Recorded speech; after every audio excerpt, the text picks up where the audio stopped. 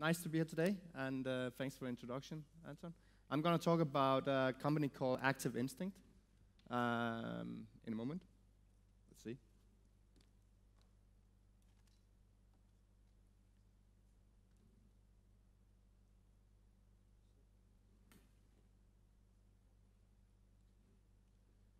So this is Active Instinct. It's a UK web shop.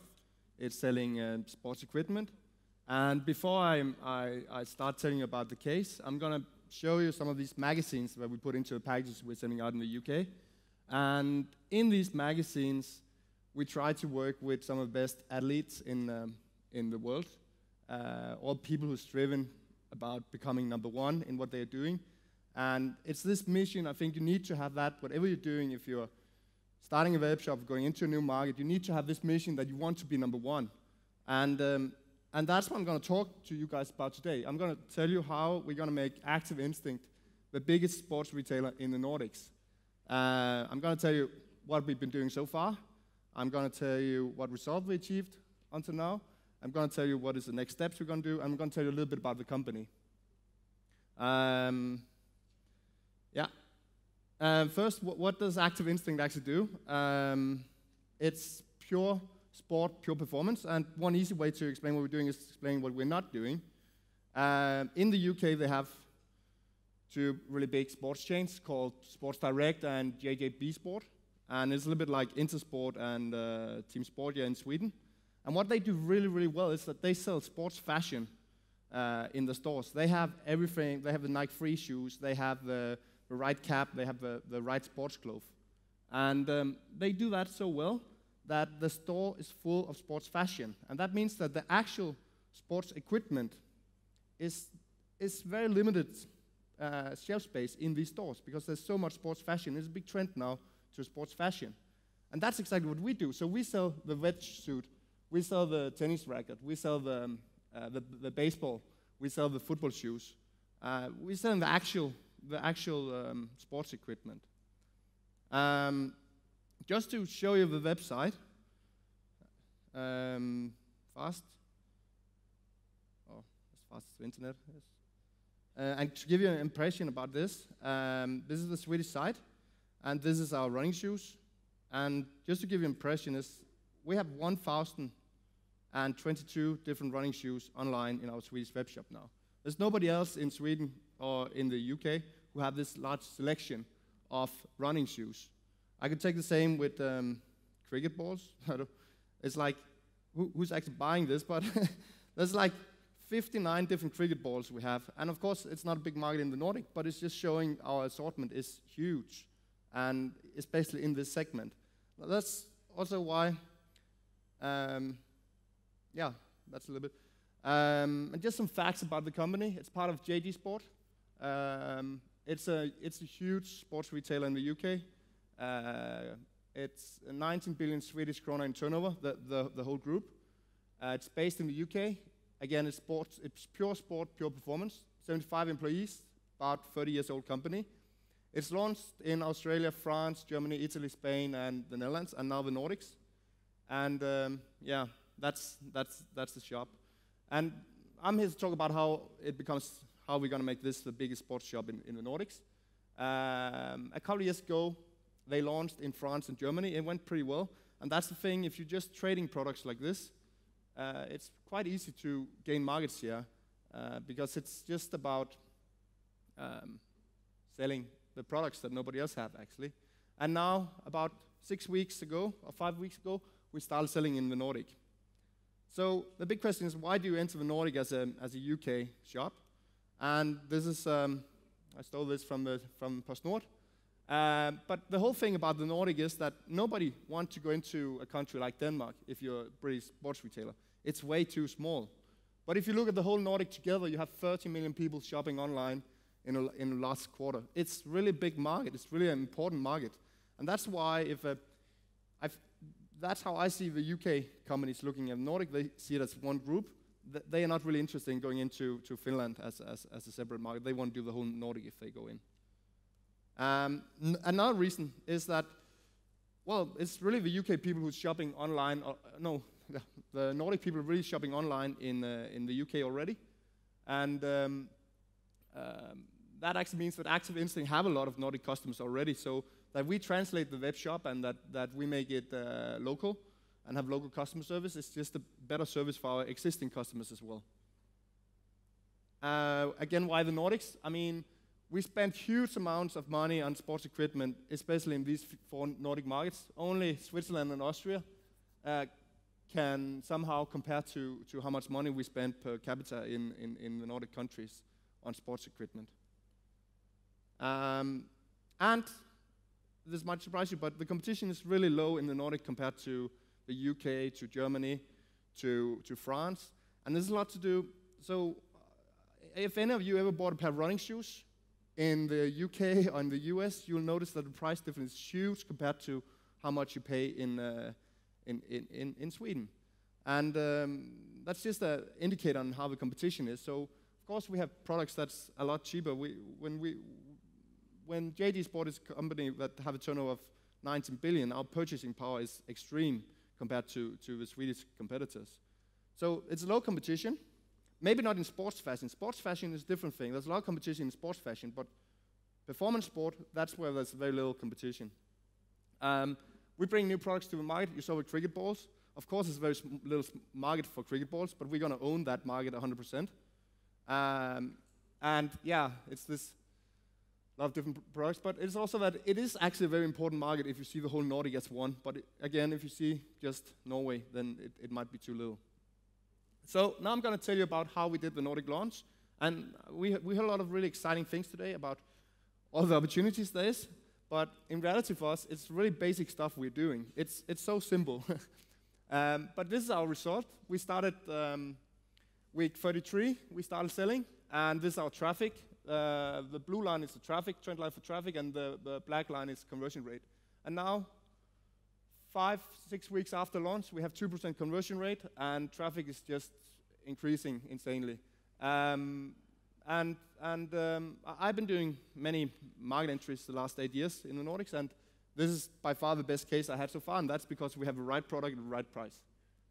Another thing to show is from Prisjakt. In Prisjakt, you can take this picture of this information. You can see how many percentage of the people who's actually clicking on your products in Prisjakt. So this is the running shoe category.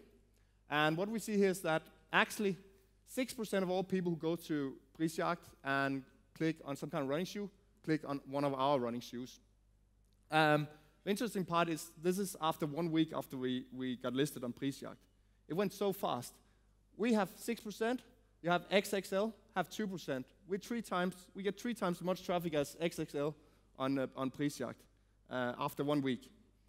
Of course, we do a lot of stuff wrong still, but I'm just saying that we really have speed on. The other interesting thing about this slide is that actually our competitors, of course, our competitors Baltimore Stadium and Footway, but actually you'll see that the main competitors is like Wiggle, another UK shop, Løbeshop, Danish shop, Kellner Sport, German shop, and maybe even Bikester. That is the real competitors we are facing. Just to show, just a search, but this is one way we do the marketing. We do Google Shopping. It's a brilliant way of entering a new market. And you see we have on this brand, Brooks running shoes, we have 60% of the Google Shopping part. Then you can say that maybe we should also be on the normal AdWords, but the Google Shopping works really, really well for us. So what have we done so far? Activate Google Shopping, as I just showed. We did basic AdWords, just small things. We have local customer service for Nordics. It's based in the UK. We have the local sites live, that we have a .no domain and a .fi domain. Prisjakt, we have a Swedish VAT number, so we pay the VAT in Sweden. We adjusted the categories because, as you saw, the cricket category is not going to be a big thing here, but in the UK, that's one of the main categories. And here we have to adjust more to running and football and stuff like that. And we translate all the product names, but we didn't translate the product text. So what we still need to do is we need to start translating product text, but that's a huge job. And I think the question is if it's really worth it for Nordic. I think we'll do that. We'll translate the top products, and the rest of the product we will not be able to translate. We need to be on all price comparison sites. We're not there yet, but we should go live maybe this week on Kelku and Price Runner and last one. We start blog collaborations. Of course, we need to do retargeting, but you need to have some traffic before you do that. Klarna is also on its way. It'll be online very soon. Then we started out doing customer reviews. We started off with the store badge. It's new trust site. Sometimes when you enter a new market, it's interesting to start with the upcoming companies. But we're of course also going to get reviews via Trustpilot and Prisjakt later on. We need to get local return addresses. And we need to look over pricing again. Freight. So it's nice if we can make a deal with Posten here about renegotiate that part at some point when we get a little bit more volume. And we have some other cool stuff that we need to do. But that's basically the stuff we're doing. So very simple. And I think our goal is just to, we want to win. We want to be the biggest sports store in the Nordic. And I think that was actually the end of the presentation, but there was supposed to come something here, but we skip it. So that's actually it. That's all for me. Thank you. So I just wondered, why doesn't translate everything? I mean, is it that really costly to translate all product texts, or? Yeah, it is. And it takes a lot of time. There's a million things we have to do. It's also about prioritizing what is important. And we don't have Klarna on the site. I mean, then that's a priority, of course. Okay. But it is a tricky thing, this thing about translating all the products. And it's always an issue for web shops when entering new markets. How many of the product text should we translate? And it also depends on your business, because if you sell something that's very, attached to feelings, or if you're selling some gadgets or something cool, then you need to describe the product.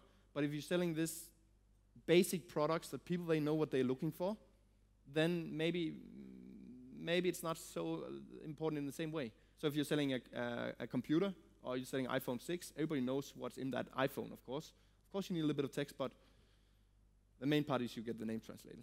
But isn't it also a search engine optimization part of it? Definitely. So I mean, it will be really hard to rank good without Swedish text. Definitely. But that's also why I think what we're going to do, we're going to take the top products in the beginning, and then we will see what we're going to do in the long run. So what type of payment do you have now without Klarna? We just have Visa and MasterCard. Okay, and how does the customers feel about that? Well, I think customers right now, it's not good enough, and that's how any start in any market is. You start, and then you have to improve what you're doing.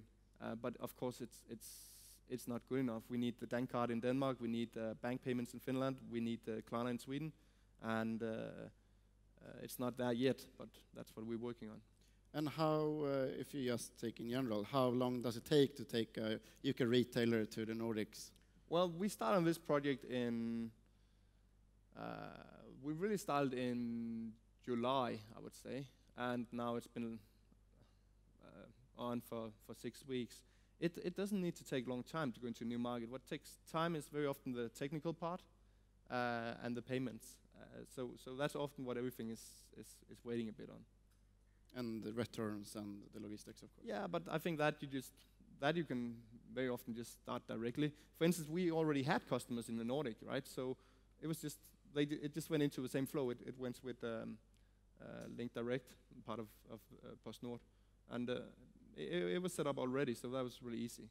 So you think it will come a lot of UK retailers I now to the Nordics? I think definitely on these products where you have these standard products that people, they want this shoe because they know this shoe, this is the model they want.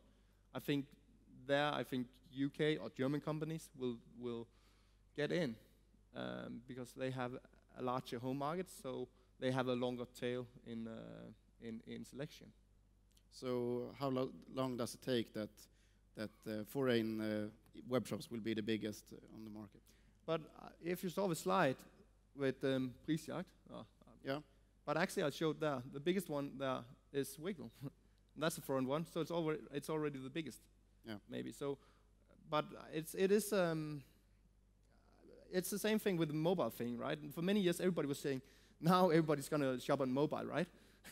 And for so many years, nobody did. Every expert now, tomorrow everybody's gonna buy everything on mobile, and that's the same I'm saying here that internationalization, that tomorrow all the German shops are gonna be here, but so it's a people have been catch-up saying the effect, last 10 years. basically. Yeah, exactly. But I think it's happening right now.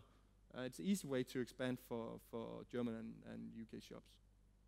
Cool. Thank you for being here. Yeah, thank you. See you later. See you later.